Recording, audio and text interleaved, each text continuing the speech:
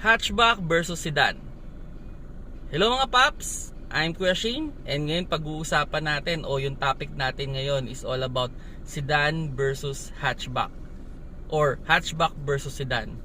Siguro yon, kung kayo ay namimili ng kotse, then yung nagugustuhan ninyong kotse is merong version ng hatchback and sedan, and gusto nyo malaman kung ano ba yung advantage at disadvantage nitong dalawang klase ng kotse na to. Well, sa ngayon sa Pilipinas, yung mga ganyang kotse o yung mga model ng kotse na yan is like yung sa Accent, sa Rio, sa Toyota yung Yaris, tsaka yung Vios.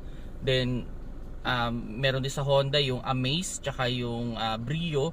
So almost the same sila o identical sila ng itsura, okay, or nung kaha, pero nagkakaroon lang sila ng pagkakaiba dun sa likod. Okay, so ngayon yun yung pag-uusapan natin, ano nga ba yung advantage ng sedan at ng hatchback. At ano yung disadvantage nila? Well, siguro simulan natin doon sa hatchback. Ano ba yung advantage ng hatchback? Well, the good advantage of hatchback is mas malaki yung load na pwede nyong ilagay sa kanya or ipasok sa kanya. Mas malaking item yung kaya nyong ikarga sa kanya, unlike ng sedan. Kumbaga, kung papansin niyo kasi sa mga hatchback, mas malaki yung opening niya sa likod. Then, the good advantage of it is yung second row niya natutupi. Kaya, mas malaki yung mailalagay ninyong item. Like what I experienced before, no, nung bumili ako ng automatic washing machine, which is hindi yun kasya sa sedan. Pero sa hatchback ko, kasya. And also nung nagkarga rin ako ng 50-inch na TV, so kasya rin siya doon sa aking hatchback.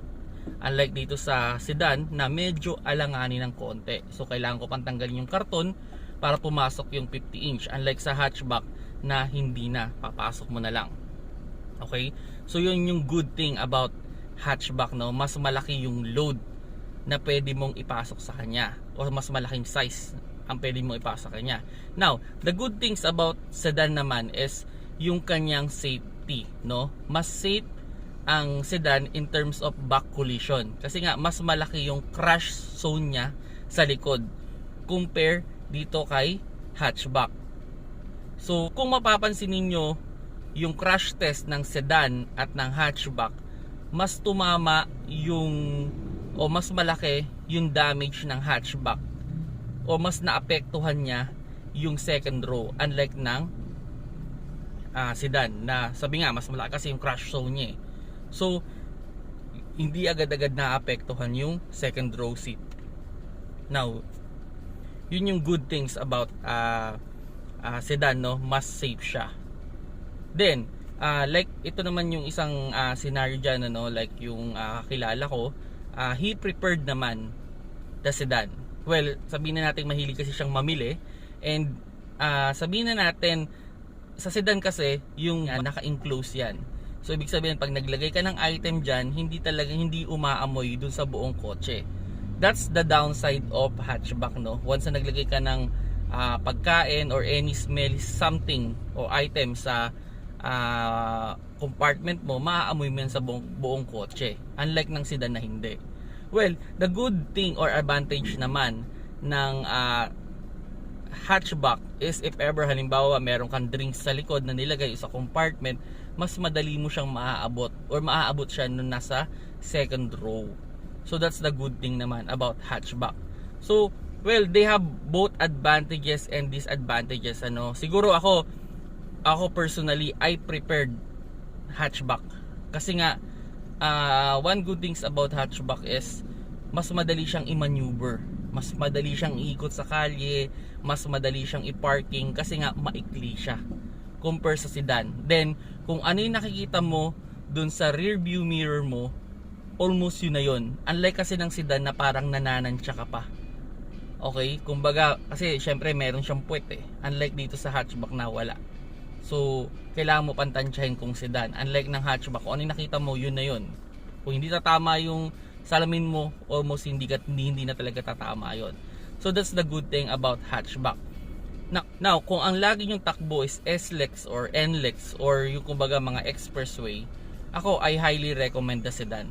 Siguro kasi, mas safe nga siya eh. So, and dyan sa mga highway na yan, mas madalas dyan yung mga back collision, no? O yung mga front collision. And yun naman, dun mo mapifeel yung safety ng sedan. Okay? So yun naman. Okay? So yun, I hope nakatulong ako dun sa mga nag-iisip or dun sa mga nagdadalawang isip kung sedan ba or hatchback yung kukunin nila. Well, it's up to you pa rin kung ano yung mas preferred ninyo, no? Pero sabi ko nga, in terms of safety, mas okay ang sedan. Pero in terms of cargo, mas okay ang hatchback. So they have both advantages and disadvantage. Well, one question dyan is, bakit mas mahal ang hatchback? Well, based on my own opinion, siguro kasi nga mas konti yung bumibili ng hatchback compare dito sa sedan. So sabihin na natin, syempre bawat gagawin mo sa kotse or mga adjustment o yung pagkaka-design, tinetest yan.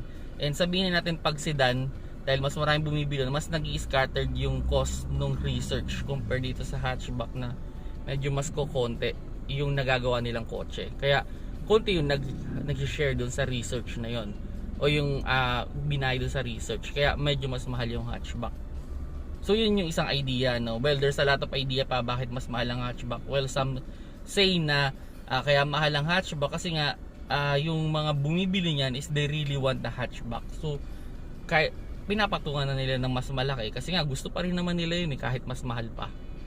Okay, so yun yung isang idea rin. So yun, I hope nakatulong ako sa inyo mga paps, and keep safe. Don't forget to like this video and don't forget to subscribe to my YouTube channel para at least sa mga susunod pang video magkita-kita pa tayo at makatulong ako sa inyo. So yun, thank you so much guys, until next video.